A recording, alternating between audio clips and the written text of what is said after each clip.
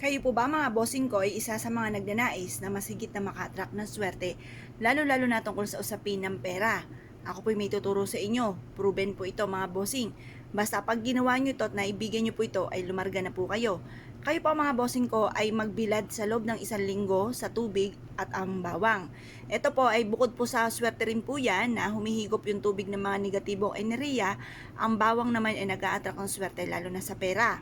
Ngayon po, bukod po dyan, mainam na subukan nyo po itong gawin mga bossing. Proven po itong aking tuturo sa inyo. Ngayon po mga bossing, ang gagawin nyo lamang, kumuha po kayo mga bossing ko dito. Pagtapos kapag naibilad nyo siya at sinibula na, kayo po ay humarap sa may silangan. Hugasan nyo muna yung tubig mga bossing. Hugasan nyo muna at gamitin nyo ulit pampaswerte. Tapos ito namang bawang po natin, magtatanim po tayo. Alam niyo po ba ang pagtatanim ng bawang, lalo na pag napadami niyo po ito, ay isa sa mga magandang sinyalis po ito. Lalo na kung ito ilalagay nyo sa gilid ng inyong tahanan or kaya ilagay sa isang magandang paso at ilagay sa loob ng inyong tahanan. Itanim nyo ito sa matabang lupa, swerte ang dulot. Kaya sabihin nyo po sa pamamagitan ng pagdami ng bawang na ito, matutupad lahat ang mga pangarap ko sa aking buhay at kung ano man ang mga pagsubok o pinagdadaanan, ay kaagad ko itong pagdadaanan at hindi ko tatambayan. Mag-wish na po kayo mga bossing ko ng walang gamit na sana, direct to the point.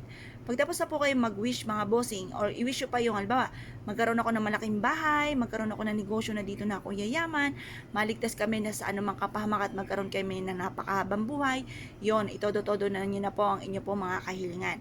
Ngayon po mga bossing, pagtapos na po kayo mag-wish, ay mas mainam mga bossing ko na uugaliin nyo na mapagdidilig po dito sa ating bawang. Kasi wasa dumami po ito, yun po ang grabe rin na swerte po ng dulot po nito.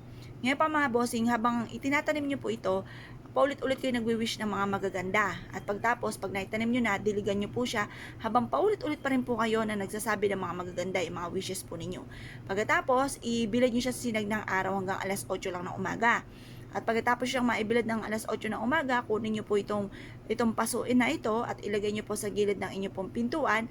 Or kaya po, kapag nakita nyo buhay na po yan, pero tingin ko mabuhay na po yan kapag may mga sumibol na po dyan mga bossing ko at inilagay nyo pa sa loob ng inyong tahanan, basta i-maintain nyo lang po ang pagdidilig, mabubuhay po yan mga bossing. Ngayon pa mga bossing, kung kayo pinaniniwala at nais po itong gawin, i-mindset nyo na kayo magiging matagumpay. I-mindset nyo na nasimula na ito ng tagumpay ko at kailanman na hindi na ako mamumblema tungkol sa usapin ng pera. Basta i-mindset nyo na simula na ito ng tagumpay mga bossing. Alisin nyo na yung mga isipin nyo na kayo'y malas, alisin nyo na yung isipin ninyo na kayo ay pinanganak na ganito, wala nang swerte, at lagi na lang kayo walang pera. Yung mga ganun salitain, huwag nyo pong ibubukas sa bibig. Lagi nyo po sasabihin, marami akong pera, maraming darating sa akin pera.